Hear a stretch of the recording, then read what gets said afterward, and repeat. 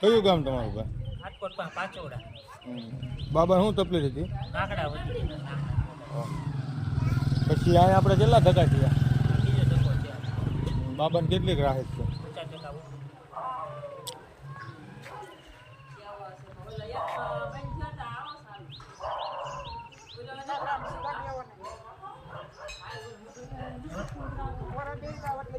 50% ઉપર.